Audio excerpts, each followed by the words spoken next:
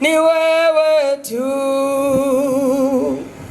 ni wewe tu Bwana, ni wewe tu, ni wewe Bwana, ni wewe tu Bwana, ni wewe tu, ni wewe Bwana, ni wewe tu Bwana, ni wewe tu, ni wewe Bwana, ni wewe tu, oh Bwana, ni wewe tu, ni wewe Bwana, ni wewe tu. ongeza sauti tena, Ongereza ijwi. ni wewe Bwana, Ni wewe tu, oh Bwana, ni wewe Bwana,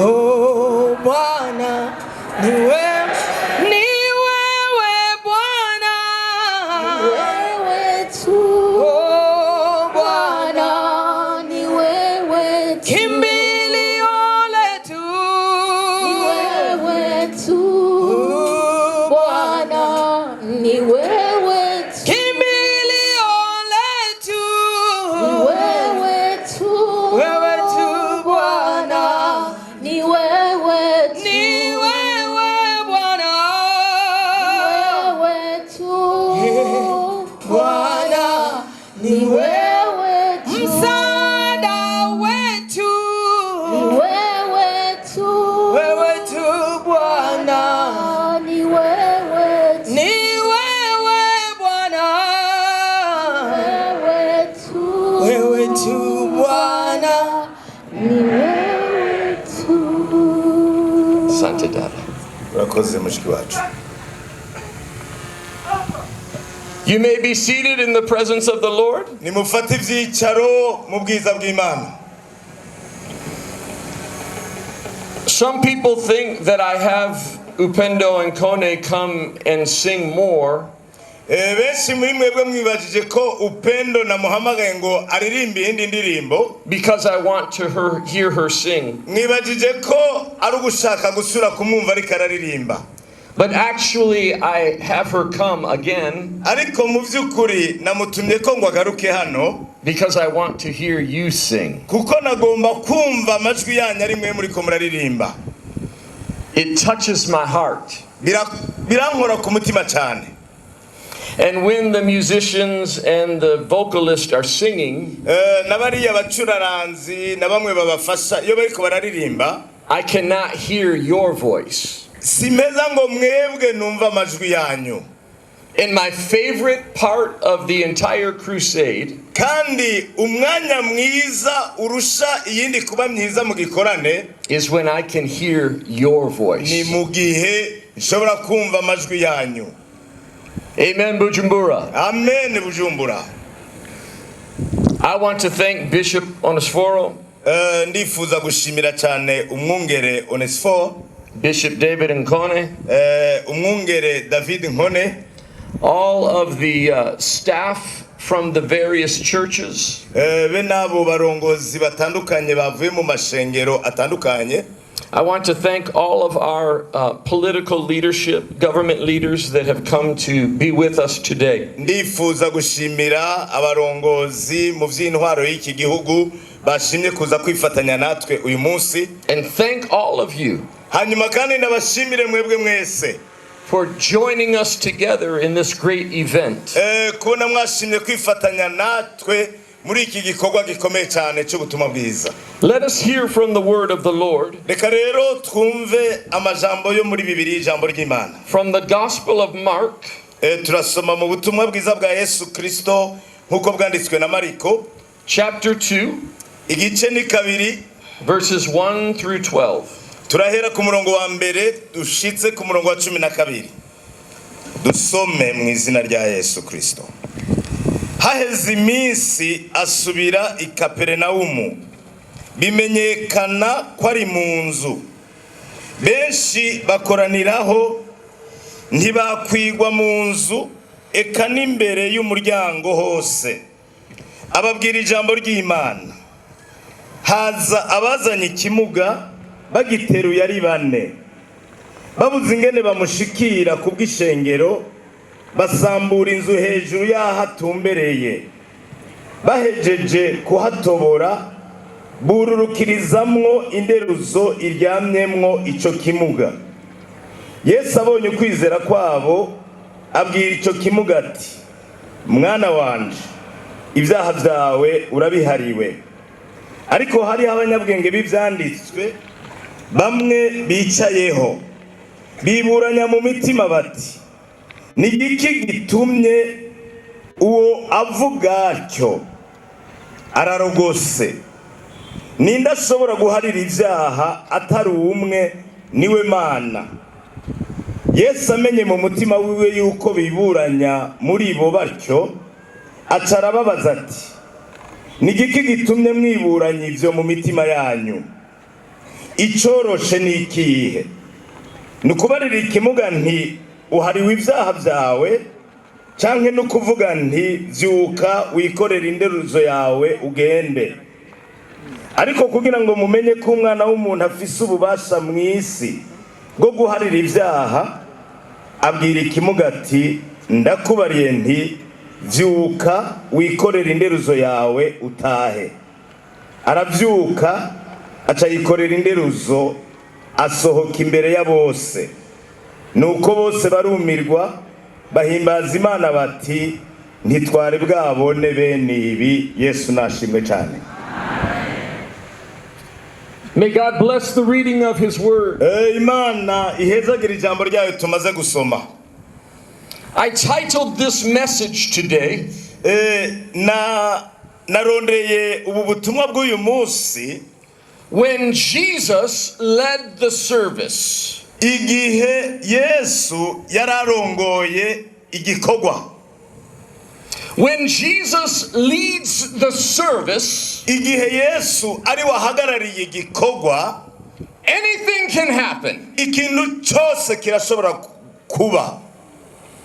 The moment that you think that you have Jesus figured out, Igihe umaze kwibaza ko Yesu ashobora gutorera inyishu ikintu, the moment that you think that you know how God operates, mu gihe umaze gushikaho umenya ingene Imana ikora, that is the moment that you are about to learn something new. aho rero niho ubugeze mu mwanya wo kwiga ikintu gishasha. He is God. Ni Imana. The Bible says His ways are higher than our ways. Bibiliya ivuga ngo inzira ziwe ziritaruye cyane inzira zacu, And His thoughts are higher than our thoughts. kandi ivyumviro vyiwe birenze cyane ivyumviro vyacu. When Jesus leads the service, Mu gihe Yesu ariwe ahagarariye igikorwa, even a miracle is possible. n'igitangaza kiraheza kigashoboka. And when Jesus leads the service, Kandi iyo Yesu ariwe ahagarariye igikorwa, there are elements in this story that are always present. hariho ibintu bimwe bimwe muri ibi dusomye muri iyi nkuru biheza bikama bigaragara. Element number one, Ikintu ca mbere, Jesus was in the house. Yesu yari mu nzu, And Jesus is in this place today. kandi uyu munsi Yesu ari muri iki kibanza. Jesus had just come to this place after healing someone. Kandi Yesu aha hantu tumwumvise yahashitse ahejeje gukiza umuntu. He healed a leper. Yari ahejeje guhumanura umunyamibembe. Some of you are here today Hariho benshi muri mwe, bamwe muri mwebwe muri hano uyu munsi, because you've heard about the miracles that have taken place during this crusade. bamwe muri mwebwe muri ngaha kuko mwumvise amakuru y'ibitangaza Yesu ariko arakorera aha hantu. Jesus is in this place. Yesu ari muri iki kibanza. He said in the Bible, Muri Bibiliya yavuze ngo, wherever 2 or 3 of my followers are present, I'm right there in the midst of them. aho babiri canke batatu bazoba bakoranye mu izina ryanje, nzoba ndi hagati yabo. Amen. Amen. The second element that was present when Jesus led the service ikindi cya kabiri cyari ngaho kuko Yesu ariwe yarahagarariye igikorwa. There was a full house. A full house.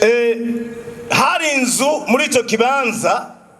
The scripture says that many people were gathered together. Kandi muri iyo nzu Bibiliya tubwiye ngo abantu benshi bari bakoraniye muri yo. So that there was no longer room. Ku buryo ivyumba byose byari byuzuye.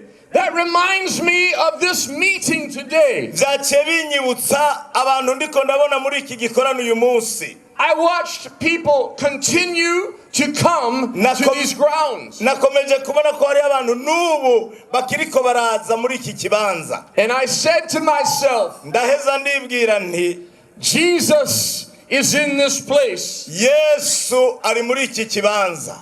And if you will allow Jesus to lead the service, kandi mu gihe woreka Yesu akaba ari wahagararira iki gikorwa, a miracle is very near. Igitangaza ntikiri kure yawe. When there are many people, ahantu hari abantu benshi cyane, there are many needs represented. Haba hakoraniye ivyankenerwa vyinshi. And that's the next element that's present when Jesus leads the service. Kandi ico ni ikintu kigira kabiri cyama kigaragara ahantu Yesu ari wahagarariye igikorwa. There were many people there with needs. Hari abantu benshi kandi umwe wese akaba afise ivyo akeneye. And if you have a need, kandi nimba nawe uyu munsi uri ngaha ufise icyo ukeneye, you are a candidate for a miracle today. Nawe uri umwe mubo Yesu ashaka gukorera igitangazo uyu munsi. When I see many people gathered together, iyo mbonye isinzi ry'abantu nk'uko bari hamwe, I see many needs represented. ndababonamwo ibintu vyinshi mukeneye. And when Jesus leads the service, mu gihe rero Yesu ari wahagarariye igikorwa, a miracle is very near. Igitangaza ni ngombwa kirakoreka. The scripture says amajambo twasomye muri Bibiliya yavuze ngo there were so many people hari abantu benshi cyane that they could not come near the door of the house. ku buryo bari hanze badashobora no kwegera urugi rw'iyo nzu Yesu yarimwo. I see people way out there. Ndabona abantu benshi hariya kure. I see all of you over there. Ndabona na mwebwe hariya hirya. The house is so full, nukuvuga ngo inzu yacu yuzuye cyane, you cannot get through the door. ku buryo tudagishobora no kwegera urugi. Now I imagine ubu rero ndiko ndibaza that there was another reason that people could not get near the door. habwirizwa kuba hari iyindi mpamvu yabuze abantu kwegera urugi. Because the protocols would not allow them to. kuko abari bashinzwe kugira protokole ntibemerera uwo ari we wese kwegera ngo yinjire muri iyo nzu. The traditions of man, imigigwa n'imigenzo y'abana b'abantu, cultural expectations, imigenzo n'ivyo abantu baba biteze. but when Jesus is in the house, ariko iyo Yesu ari mu nzu, there is a new protocol, haca haboneka protokole nshasha, a protocol from heaven. iprotokole ivuye mu ijuru. If you believe that, Bujumbura, say Yaba amen. Bujumbura nimba uvyizera uti amen. Amen. Amen. So many people. Abantu benshi cyane. The next element that is present when Jesus leads the service, ikindi kigira gatatu kiboneka mu gihe Yesu ari wahagarariye igikorwa, Jesus preached the word to them. Yesu yaciye ababwira ubutumwa bwiza.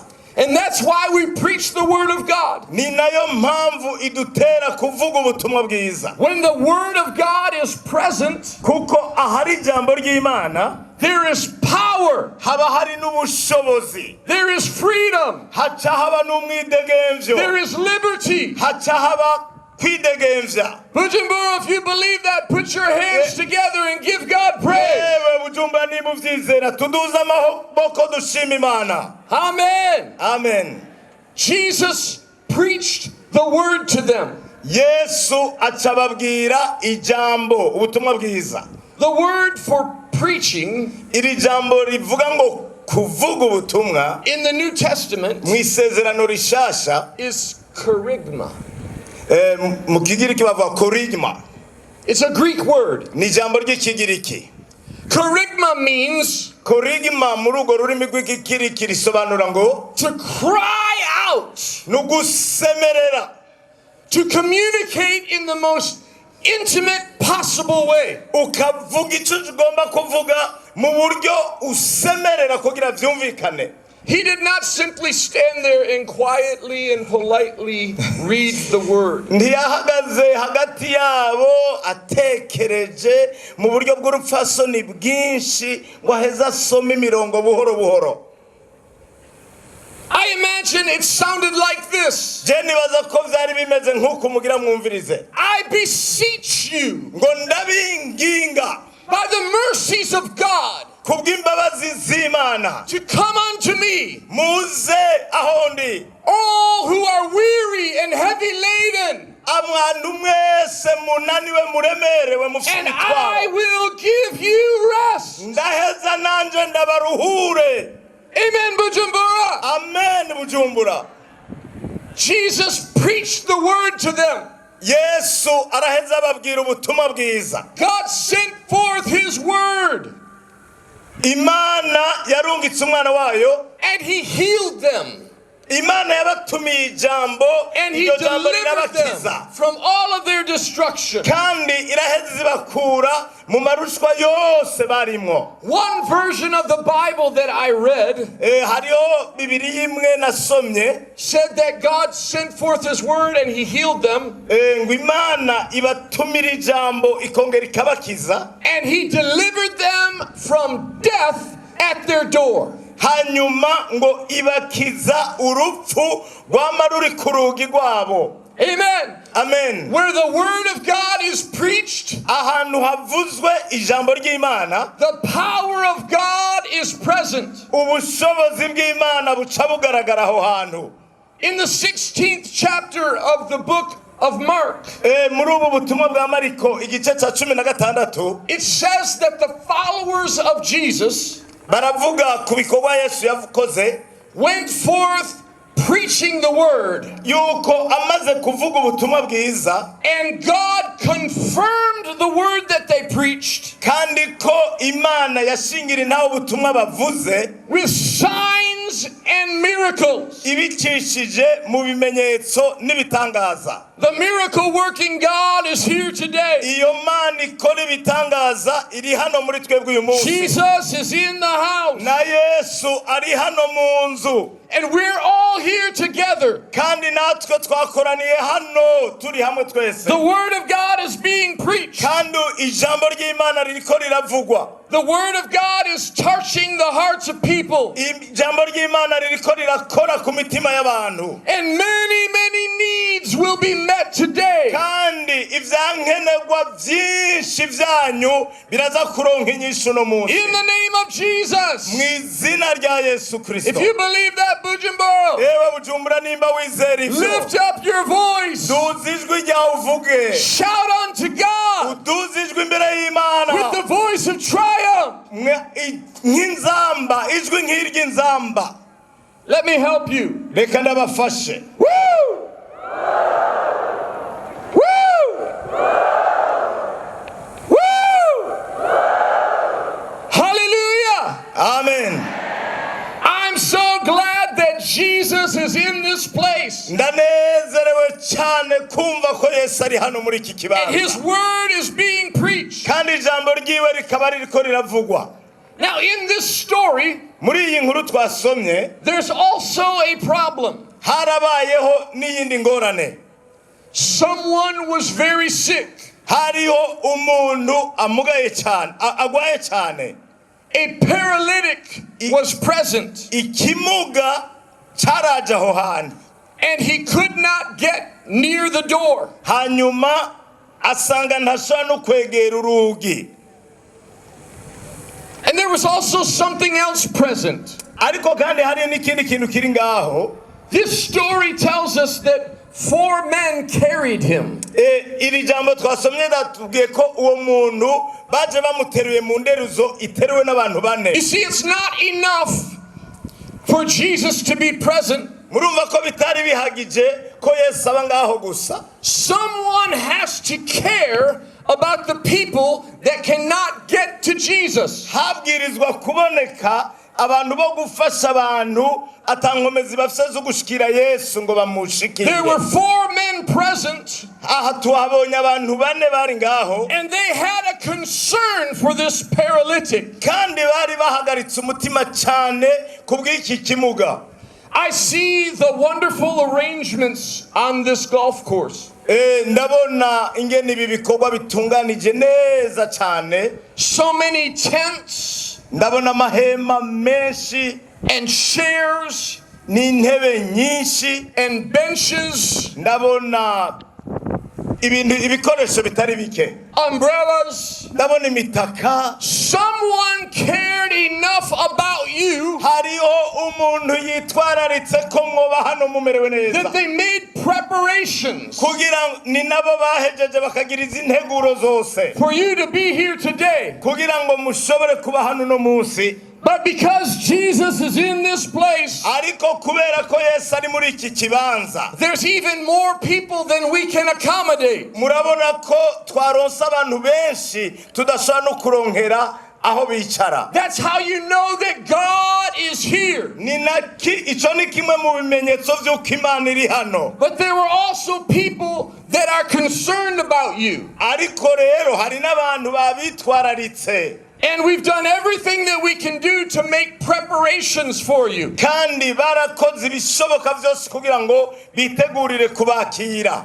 I am so happy ndanezerewe cyane that there are more people than we can accommodate. yuko twaronse abantu barengeye igitigiri dushobora kwicarika. I'm sorry that you have to stand in the sun, kandi mutubabarire cyane ko namuhagaze mu izuba. but I'm happy because I know Jesus is in this place. Ikimpimbaye gose nuko naho muhagaze ku zuba Yesu ari ngaha. Amen. Amen. Now, these 4 men aba bagabo bane rero were so concerned about the paralytic bari bitwararitse cyane kandi bahagaritse umutima kubw'iki kimuga that they broke the protocol. baca baranyuranya gose na protocol. They carried this man up onto the roof of the house. baca badugana ya nderuzo ya ca kimuga hejuru y'icumba Yesu arimo. They dug a hole in the roof. baca iyo nzu barayisambura barironkera ikino ahantu bocisha inderuzo. And they lowered that man down in the presence of Jesus. ya nderuzo na ca kimuga baca barayururutsa imbere y'ibirenge vya Yesu. I believe jewe nizera ko that the ministers and the people of God, yuko abakozi b'Imana n'abantu b'Imana bari ngaho, we should be willing twari dukwiye kwitega to do anything short of sin, yuko twokora ikintu cyose kugira ngo abantu babohoke ku cyaha, to bring people to Jesus. kugira ngo tuzane abantu kuri Yesu. Amen. Amen. Jesus was there, Yesu yari ngaho, and he introduced a protocol from heaven. acatanguza urutonde rwo gukorera ko ruvuye mu ijuru. And these men were so concerned about this lost paralytic kandi uwo muntu yarahagaritswe umutima n'uburyo icyo kimuga kibayeho, that they broke the protocol kugeza aho banyuranya n'imikorere y'abo bantu, and they lowered him down through the roof. barondera ingene batobora inzu bamwururutse mpaka bamushikanye imbere ya So Yesu, that he could have an encounter with Jesus. kugira ngo wenyene yishikirire Yesu. This meeting that we're having here today, iki gikorane mubona dufise ngaho uno munsi it's very different. biratandukanye. The protocols have been changed. Protokole zarahindutse. And we have this large gathering. Murabona ko dufise ikoraniro rinini ry'abantu. It's the largest gathering that I have ever been a part of. Nubwa mbere mbonye ikoraniro ry'abantu benshi bangana gutya. The protocols were changed for you. Protokole zahindutse kubera mwebwe. Because Jesus is in this place. Kuko Yesu ari muri iki kibanza. And we care so much about you. Kandi mumenye ngo turabitayeho cyane. That we want you to receive a touch from heaven today. Turagomba ngo namwe mwakire ikintu cyanyu cururutse kiva mu ijuru uyu munsi. This large meeting, iri koraniro rinini gutya, it happened because people had a concern for you. Mwabaye benshi kuko hari abantu babitwararitse. And the scripture says something very interesting. Kandi hano ivyanditswe vyera vyavuze ikintu gikomeye cyane. It says that when Jesus saw their faith, but ijambo ry'Imana ryavuze ngo Yesu abonye ukwizera kwabo, he said to the paralytic, atabarira ico kimuga, your sins are forgiven you. Ibyaha vyawe urabihariwe.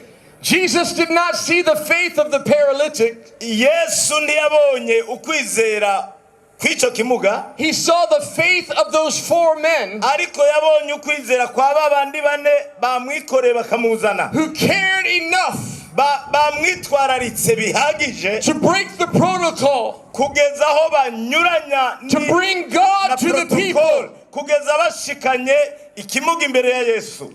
It took great faith to have a meeting of this size. Ego cyane nukwizera gukomeye cyane kubona dufite igikorane ngiki. And God recognizes that faith. Kandi Imana iremera ko ibi byashobotse kubera ukwizera. So even if you do not have great faith today, ariko naho wewe utoba ufite ukwizera gukomeye uyu munsi, God is going to touch you today. Imana iraza kugukora kuno munsi. Because he recognizes the faith in Bishop Onesphoro. Kuko iraza kubona ukwizera k'umwungere Onesphoro. And he'll use his faith kandi Imana imaze kubona ukwizera to do a miracle for you today. Imana ikitugirira ubundi gukorera igitangaza uyu munsi. You believe that, Bujumbura? Say amen. Nimba muvyizera Bujumbura muti amen.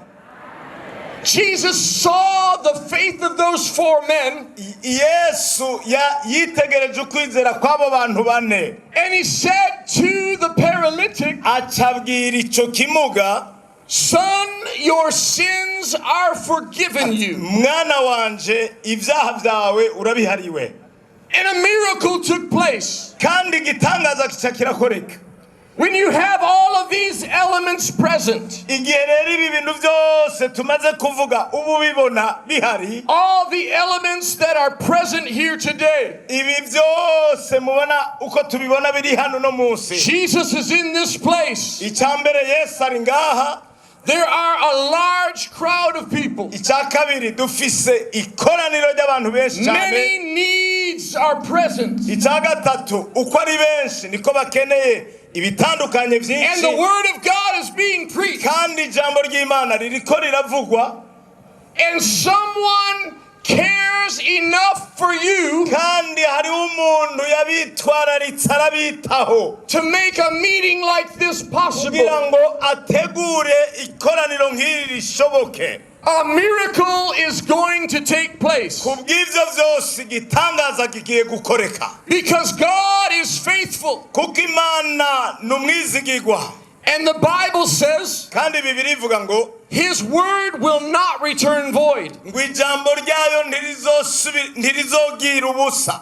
The word is careful to accomplish God's purposes. Ijambo ry'Imana ritegerezwa gushitsa intumbero y'Imana yaritumye. The Bible says that this word Bibiliya ivuga ngo iri jambo will prosper in its intended purpose. ngo rizobwirizwa gutera imbere rishishikare kugira inkomezi kugira rishitse intumbero yatumye rivugwa. Amen. Amen. Now in this story, muri iyi nkuru rero twasomye, we have another set of protocol people. Twabonye abandi bantu bagumiza imitima yabo kuri protocol.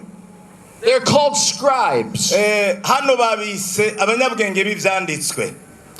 They are hypocritical religious leaders. n'abarongozi b'indyarya n'abarongozi b'abafarisayo.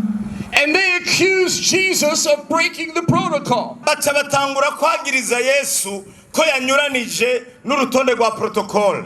They said, who can forgive sins but God alone? Batangura kwiburanya ngo mbega ninde ashobora guharira ibyaha atari Imana. They were so trapped in their religious minds baguye mu mutego wabo kubw'ivyimviro vyabo vy'ikinyedini. They could not recognize that God was standing right in front of them. Ntibigeze bamenya yuko Imana ubwayo ihagaze imbere yabo.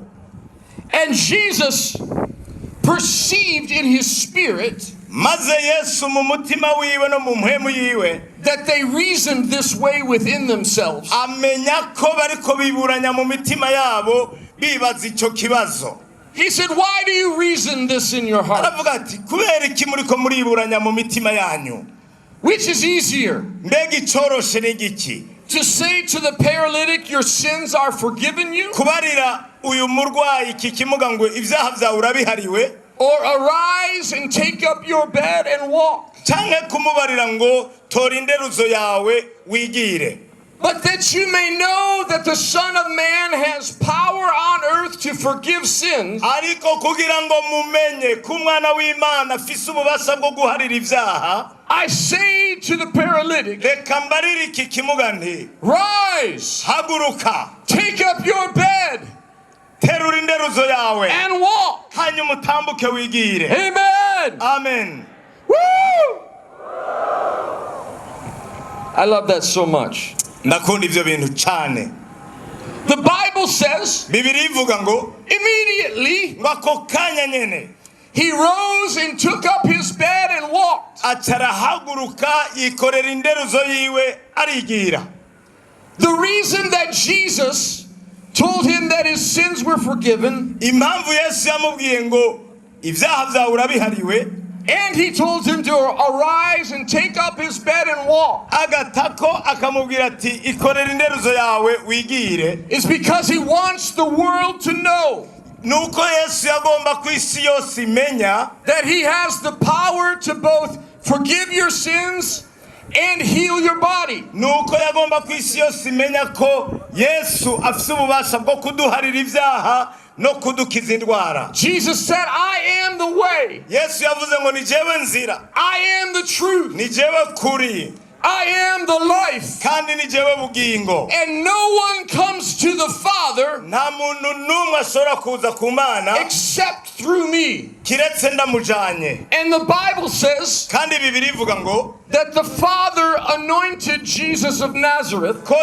Imana yasize amavuta Yesu Munyanazareti with the Holy Ghost and power. imusiga amavuta ya mpwemu yera n'ubushobozi, And he went forth doing good hanyuma kugira ngo agenda akorera ineza abantu bose, and healing all who were oppressed by the devil. akongera agakiza kabohora abari munsi y'igitugu c'umugwanizi. Can you say amen, Bega Bujumbura? mwovuga muti amen banyabujumbura.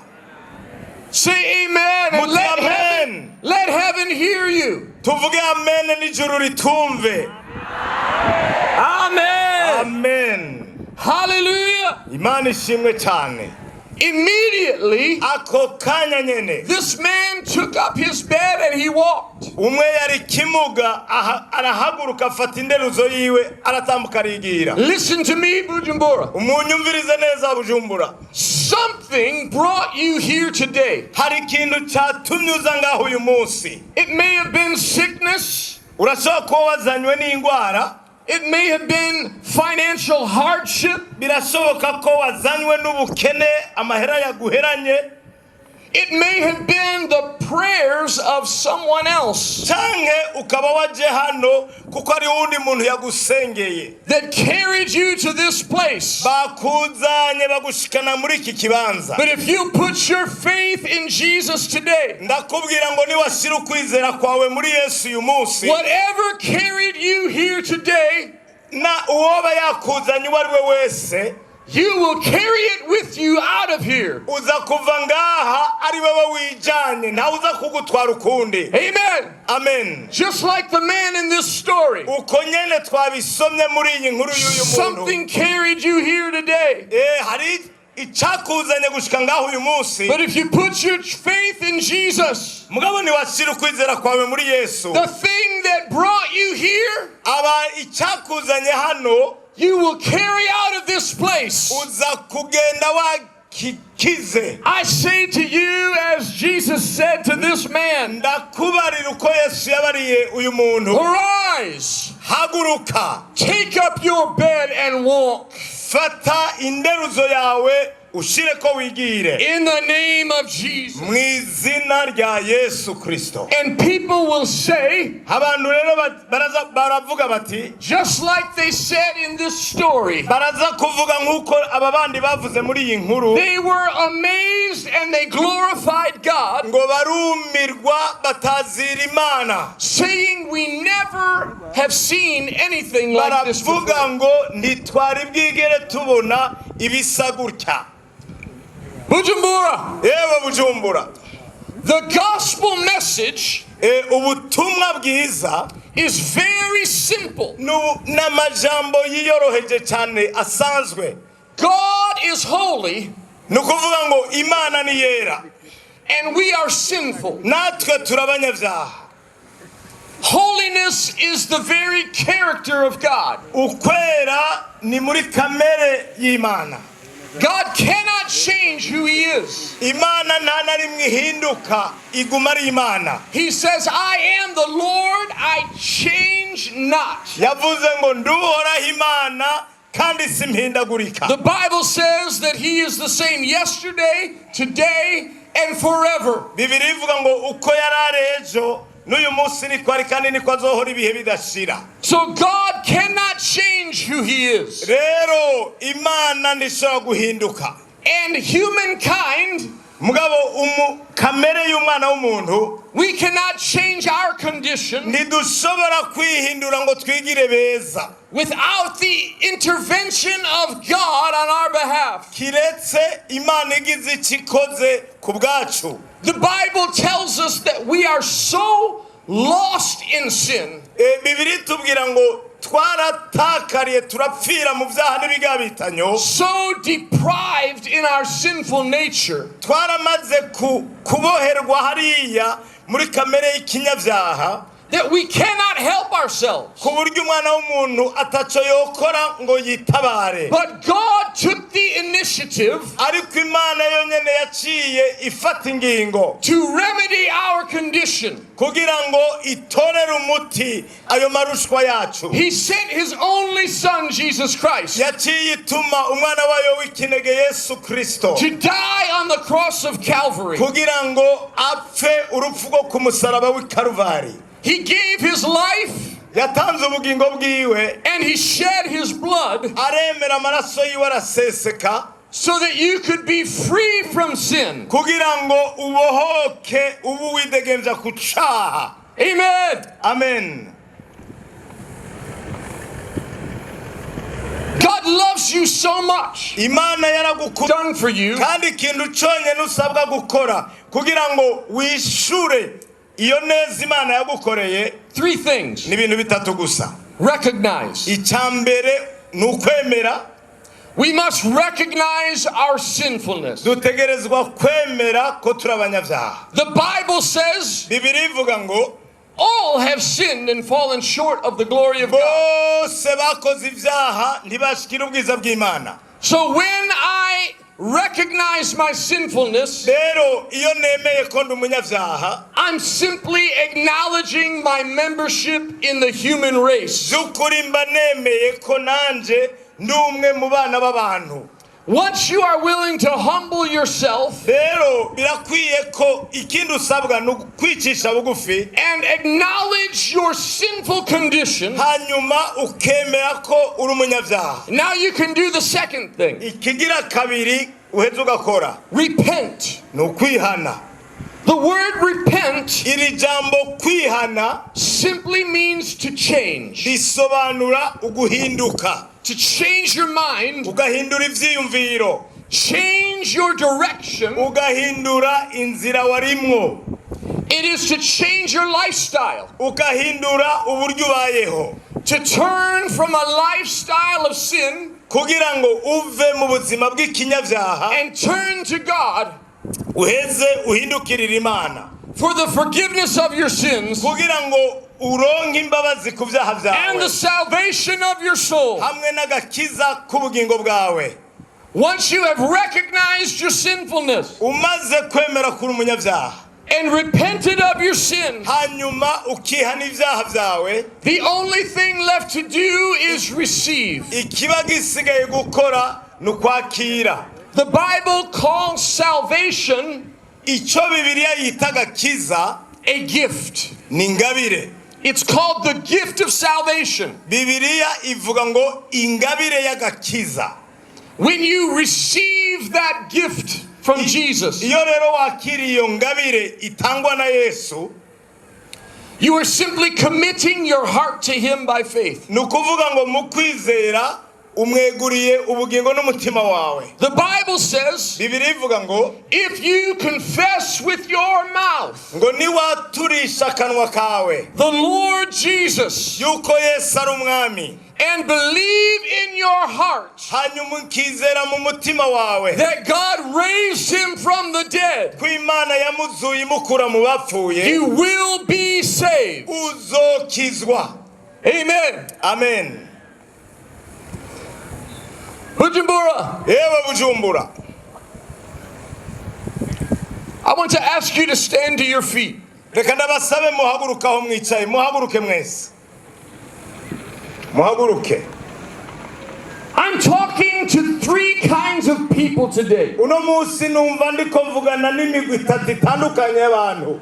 There are many people here today Hari abantu benshi bari hano uyu munsi who have never asked Jesus to be the Savior of their lives. batarigera bahamagara Yesu ngo ababere umukiza w'ubugingo bwabo. If you cannot remember a specific moment in your history Nimba utibuka igihe cyiza mu kubaho kwawe where you recognized your sin, aho wemeye ibyaha byawe, repented of your sin, ukihana ibyo byaha byawe, and invited Jesus to come into your heart hanyuma ugahamagara Yesu umutumirira kuza mu bugingo bwawe to be the Savior of your soul kugira ngo abe umukiza w'umutima wawe and the Lord of your life, ayongere abe n'umwami w'ubugingo bwawe. today is your day. Uyu munsi n'umunsi wawe. The Bible says today is the day of salvation. Bibiliya ivuga ngo uyu munsi n'umunsi w'agakiza. If you put your faith in Jesus today, Niwashira ukwizera kwawe muri Yesu uyu munsi, a miracle is coming your way. igitangaza kiragushikako. There's still another group of people that I'm talking to today. Hari wundi mugwi ugira kabiri ndiko ndavugana nawo uyu munsi. Perhaps you were raised in church, Birashoboka ko uri umuntu arerewe mu ishengero, but something happened in your life ariko hakaba hari ikintu cyabaye mu buzima bwawe mu kubaho kwawe, that caused you to turn away from God. hanyuma ico kintu kikaba cyaguteye guheba Imana no kuva mu gakiza. Something catastrophic. Hariho ikintu kibi cyane ibara ryagushitseko, It was the death of a loved one. ni Satani yabiteye. Perhaps it was a catastrophic illness. Birashoboka ko cyabaye indwara ikomeye cyane, Perhaps you fell into financial hardship. cyangwa ugasanga ubukene bwakubanye umurengera.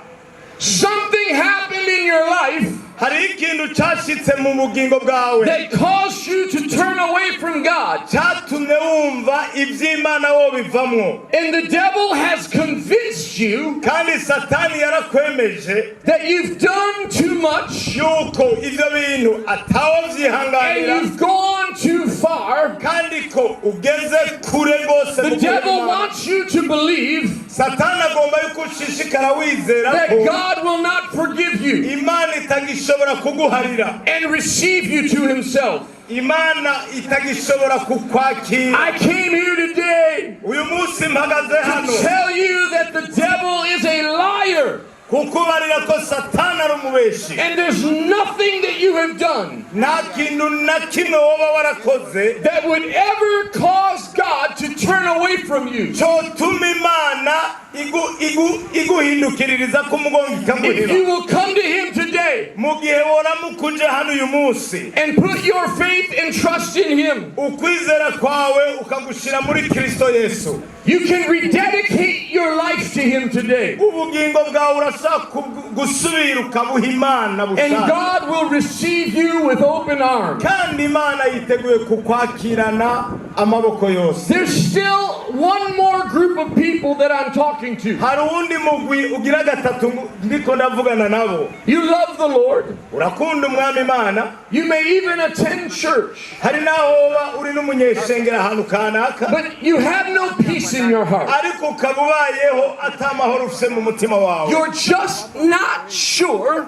kubera utazi neza that if you died today, yuko vyoshika ugapfa uyu munsi, you would spend eternity with Jesus. ntuzi neza nimba woja mu ijuru kubana na Yesu ibihe I'm bidashira. talking to three groups of people today. rero iyo migwi uko ari itatu ndiko ndavugana nabo.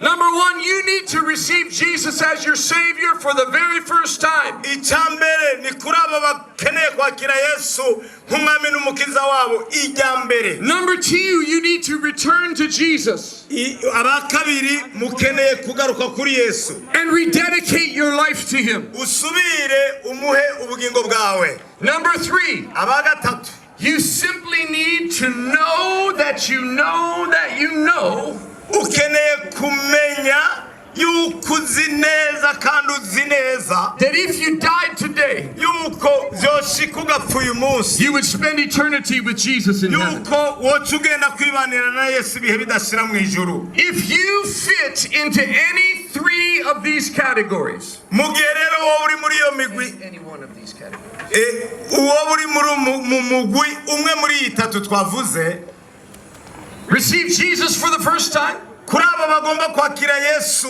ubwa mbere batari bwigere bamwakira, rededicate your life to Him, abo bagomba gusubira kumuha ubugingo bwabo kuko bari barabivuyemwo, or receive the assurance of your salvation. canke abo bagomba gusubira kwakira Wherever you are, ubwamanga bwabo bwo kuzoja mu ijuru. I invite you to raise your hand high so I can see aho you. wowe uri hose rero, mu gihe wowe uri muri uwo mugwi, uduze ukuboko aho uhagaze nshobore kukubona. I want to pray for you. ndagomba kugusengera. Raise it high. muduze amaboko yanyu hejuru cyane tubabone. I see you all. ndababona aho muri, I see you way back there. ndababona abari hari inyuma hariya kure. Jesus said, Yesu yavuze ngo, if you confess me before man, ngo niwanyatura imbere y'abana b'abantu, I'll confess you before my Father in heaven. nanjye nzokwatura izina ryawe imbere ya data mu ijuru. So everyone with your hand raised, rero mwese mwadugije amaboko wherever you are, aho mwoba muri hose, on the count of three, ninaharura gushika kuri gatatu, I want you to step out from where you are ndagomba muce mugira intambuko muvaho muri, and meet me at this place of prayer. hanyuma munsange hano muri iki kibanza cyo I'm kubasengera. going to pray for you, ndagiye nca ndabasengera, and the power of God is going to come into your life today. hanyuma ububasha bw'Imana buze mu bugingo bwanyu uyu munsi. If you are a long way away, naho wowe uri hariya kure kure, I invite you to come now. Start walking. tanguruze. wowe uri hariya kure, tanguruze. Bujumbura, are you ready? mbega Bujumbura muriteguye? 1, rimwe, 2, kabiri, 3. gatatu. Step out and come now. tangura muze noneho rero. Run to this place of prayer. nimwihute muze muri iki kibanza cyo gusengerwa. Jesus is here. Yesu ari hano. Today is your day. uyu munsi n'umunsi wawe. Do not let anything stand in your way ntihagire ikintu na kimwe wemera ko kikuzibira from receiving your blessing today. ngo kikubuze kwakira umugisha wawe uyu munsi. Run quickly and just stand here at this altar. nimuze murihuta hanyuma muhagarare imbere muri iki kibanza. You do not need to kneel down, just stand. nta muntu tubwira ngo napfukame, nimuhagarare. You come as we sing. mushishikare muza mu gihe abaririmbyi bariko bararirimba. Baba wa mbinguni, hakuna kama wewe. Baba wa mbinguni, hakuna kama wewe. Baba wa mbinguni, Baba hakuna kama wewe. Baba wa mbinguni,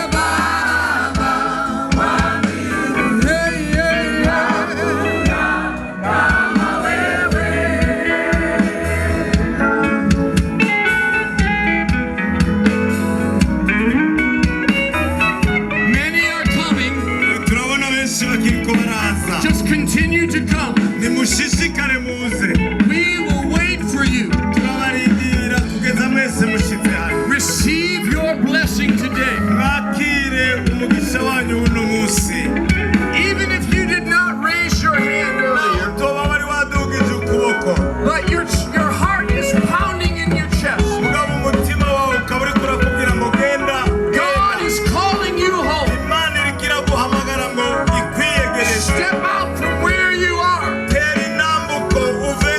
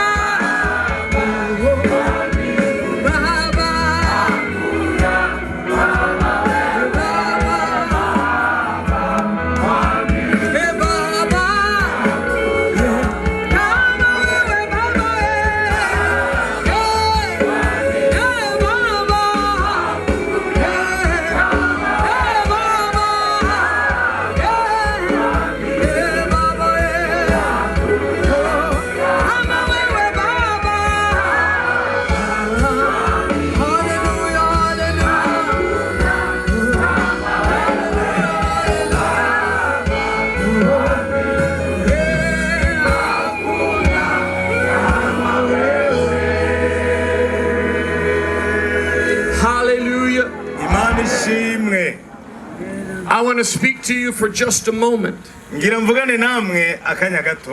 Because I know there are still people that want to come. And some of you are still coming this way. So even as you're walking here, receive these words by faith.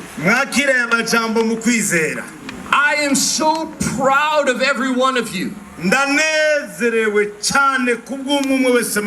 You're making the most important decision of your life. My wife and I, we came to Burundi. We came for you. We came for every one of you. We fasted and prayed and called out to God and traveled over long, rough roads to look into each of your eyes right now and tell you there is no other name under heaven given by man by which you must be saved. His name is Jesus. And he's here right now. Amen. I ask you to lift your hands before the Lord and repeat this prayer out loud after me.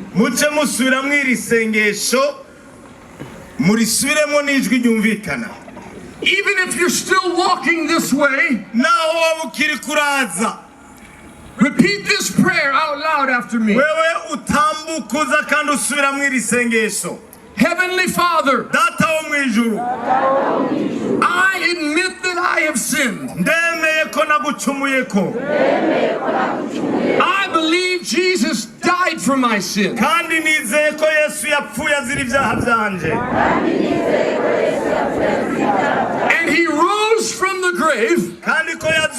mu bapfuye yazutse ava mu bapfuye to give me victory kugira ngo ampe intsinzi over sin and death. intsinzi ku cyaha n'intsinzi ku rupfu. I confess my sinfulness to you. ndatuye ibyaha byanje imbere yawe. I repent and turn away from my sin. ndihanye ibyaha byanje kandi ndabihevye. Please forgive me of my sin. ndakwinginze umparire ibyaha byanje. Wash me in the cleansing blood of Jesus. unyuhagire mu maraso ya Kristo Yesu. Come into my life nuze ugerere mu bugingo bwanje. and make me a new person. uheze umpindure icyaremwe gisha.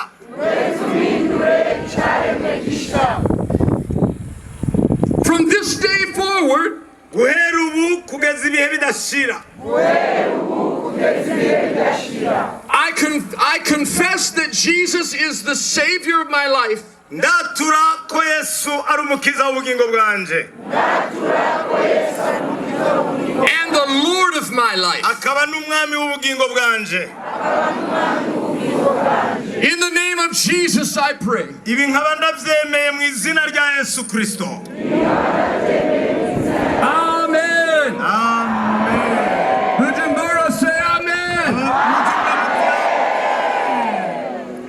Now for everyone who prayed that prayer with me, kuri uwo wese rero yasenze hamwe nanje iri sengesho, whether you're standing here or even under the tent, yaba ari uhagaze ngaha canke uwagumye mu mahema, I have more good news for you. ndacafise indi nkuru nziza yo kubabwira. birivuga ngo Whoever calls upon the name of the Lord uzokwambaza izina ry'uhoraho wese will be saved. azokizwa. Amen. Amen. I have 3 questions for everyone who prayed that prayer with me. rero mfise ibibazo bitatu mbaza uwo wese yifatanije natwe muri rirya sengesho. Number 1, icya mbere, did you call upon the name of the Lord? mbega mwahamagaye izina ry'uhoraho? Aha. Question number 2, ikibazo kigira kabiri, does God lie? mbega imana yobibesha? The Bible says bibiri ivuga ngo God is not a man that he should lie. ngo imana si umuntu ngo ibeshe. Question number 3, ikibazo cya gatatu, are you saved? mwumva mwakijijwe? Amen. Amen. You called upon the name of the Lord. mwambaje izina ry'uhoraho, And God does not lie. kandi uhoraho ntabesha. So as a minister of the gospel of Jesus Christ, rero nk'umukozi w'ubutumwa bwiza bwa Yesu Kristo, according to the authority of God's holy word, nisunze ubushobozi mpabwa n'ijambo I ry'Imana, tell each and every one of you who prayed that prayer with me, ndagomba kubarira uwo wese yasenze rirya sengesho hamwe natwe, you are saved. mwakijijwe. You are born again. mwavutse ubwa kabiri, And you're on your way to heaven. kandi amazina yanyu yanditswe mu ijuru. Your sins are forgiven. ibyaha byanyu byakuweho, Because Jesus is your Lord. kuko Yesu mwamubwiye ngo abe umwami wanyu. Hallelujah. Amen. Bujumbura, yewe Bujumbura, Jesus said, Yesu yavuze ngo all of heaven rejoices ngo ijuru ryose riranezerwa over one lost sinner coming home. mu gihe uwari yarazimiriye mu byaha agarutse kuhoraho Imana. That means that right now, ni ukuvuga ngo muri aka kanya nyene there's a party going on in heaven mu ijuru bari mu munsi mukuru in honor of every one of you. ku bwa mwese n'umwe wese muri mwebwe. So I want us to lift up our voices rero ndagomba tuduze ijwi and join together with the angels in heaven twifatanye n'abamarayika bo mu ijuru, and give God praise for the great thing he has done. duheze duhe Imana icyubahiro kubw'igikorwa gikomeye imaze gukora. Will you do that with me, Bujumbura? Mbega muriteguye kubikora Bujumbura? On the count of 3, we're going to let heaven hear us. Rero ndaharura duheze dushima Imana ku buryo n'ijuru ritwumva. 1, 1, 2, 2, 3. 3. Hallelujah!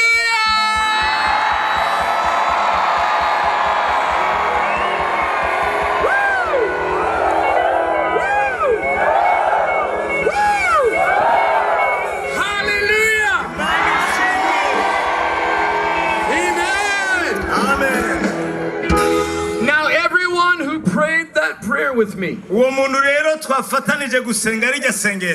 have a booklet that we want to put in your hands.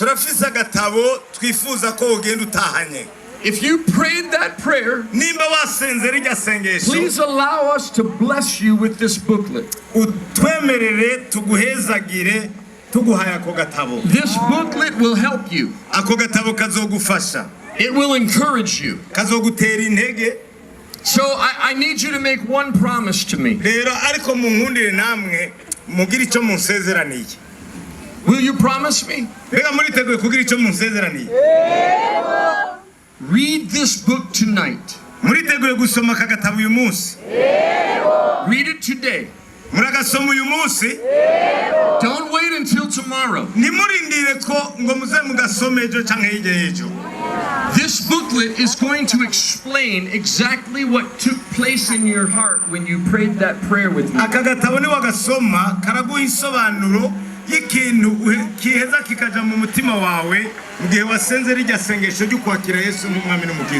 So do not leave without a booklet. But please be patient with us and give us the opportunity to reach you.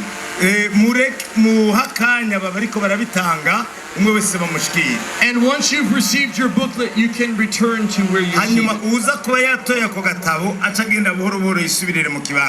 Amen. I'd like to take just a moment while the booklets are being passed out. I want to greet our online audience. Those of you who are joining us across the continent of Africa and around the world. Many of you prayed the prayer of salvation with us. I know many of you have received Christ as your Savior. If you prayed that prayer with us, I invite you to our website at revivalnow.com. You'll find a big red button on the front page. It says, I just got saved. Click that button, and it will give you the opportunity to leave your contact information with us.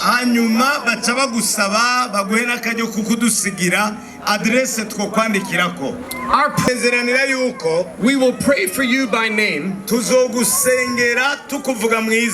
and we'll send you an electronic copy of this booklet.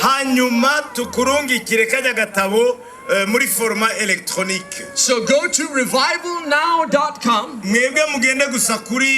revivalnow.com. Click I just got saved and follow the prompts from there. Mungu awabariki sana. Imana ibahezagire cyane. Amen. Amen.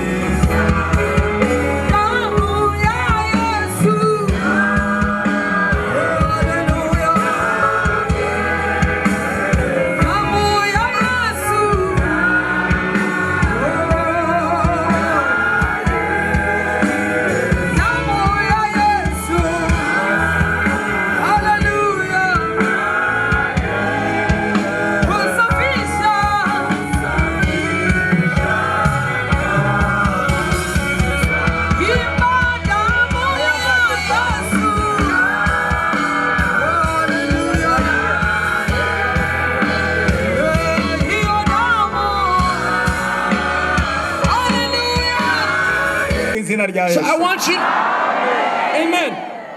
I want you to begin to do something that you could not do before you came for prayer. Kandi kugira ngo nawe ubimenye icyo utakora imbere yuko bagusengera, gerageza ugikore wumve ko worohewe. Move your arm or Nimba akwara ukuboko kuduze wumve ko ubu kunonotse. jump. Simba nimba wari ufise ikibazo Whatever you could cy'amaguru, not do before you came for prayer, ingorane wari ufise imbere y'ukuza ngo usengerwe, do it now in the name of Jesus. gerageza wumve ko ya ngorane yahavuye ubu worohewe. Just like Jesus said to the paralytic, Kumwe Yesu yabarira ca kimuga, arise, take up your bed and walk. haguruka utore inderuzo yawe utambuke I wigire. say to you right now, Nanje ndakubwira muri aka do kanya, what you could not do before, right now. gira kiyo utashobora gukora gikore. Do it now. Umwe wese aho yararwaye yahora afise amakenga ko abikoze yo hava amererwa nabi, bikore noneho usuzume ko wakize. Amen. Amen. Now, many of you have been healed. Ndazi ko benshi mwakize. It is impossible Ntibishoboka yuko, for healing not to manifest. ntibishoboka ko hatobaho gukira indwara ahantu nk'aha. Because whenever His word goes forth, Kuko ahantu hose ijambo ry'Imana ryururutse gukora, healing is manifested. ni ngombwa hakira n'indwara. Amen. Amen. Now that you have checked that area on your body, Ubu rero ko mwamaze kwisuzuma mu bice bitandukanye vy'imibiri, if you have realized that you have been healed, nimba vy'ukuri wumva kandi watahuye ko wakize, raise your hand and wave it to me so I bishingire can see nawe it. mu kuduza ukuboko. Uwumva ko yakize. Only Jesus, Yesu wenyene, only Jesus can heal. Yesu wenyene niwe ashobora gukiza. Amen. Amen. Hallelujah. Amen. I want to share one more thing with you. Munkundire ndababwire n'iki kintu kimwe.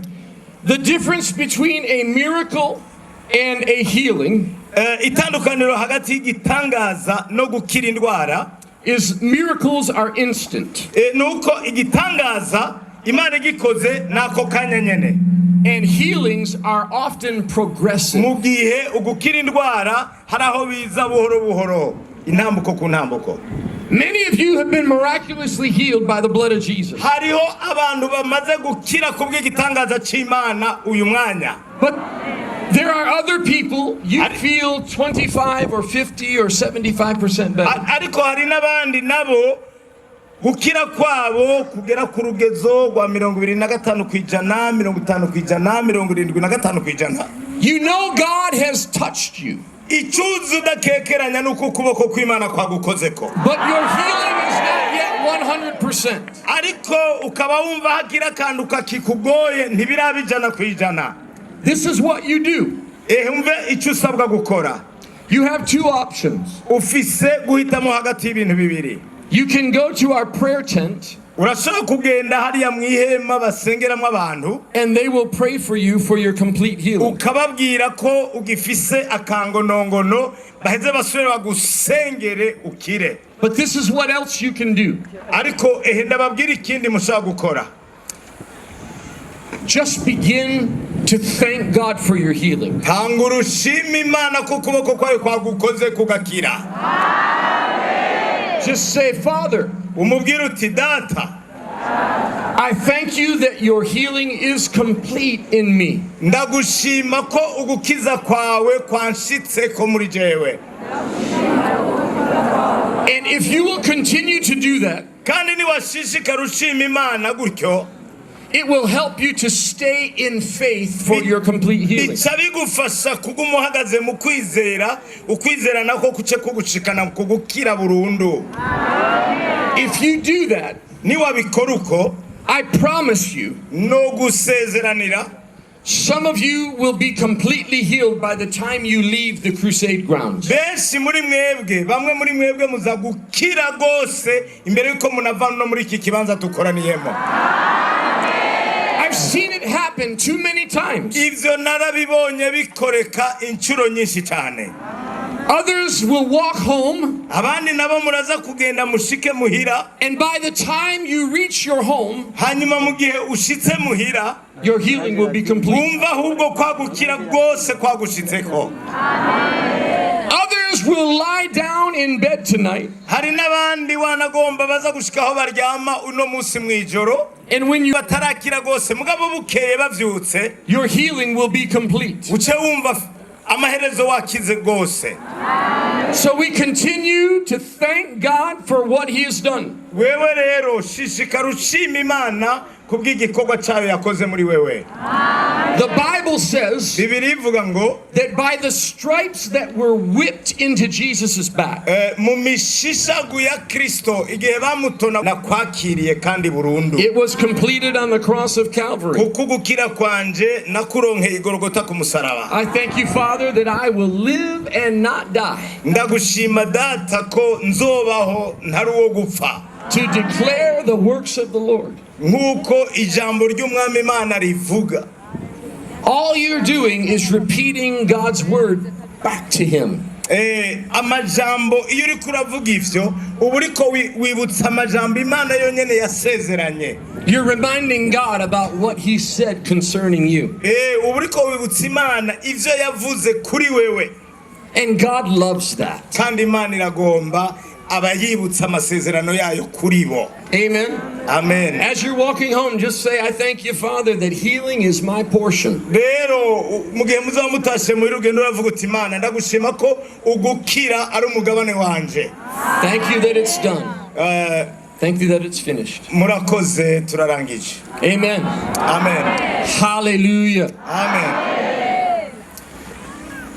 We have this cloth and these items that we need to pray over. Hano turafise bitambara n'ibindi bintu bitandukanye tugomba gusengera babirungitse. Rero tuzohurira hamwe In our heavenly bodies. imbere nk'umubiri wa Kristo washitse mu ijuru.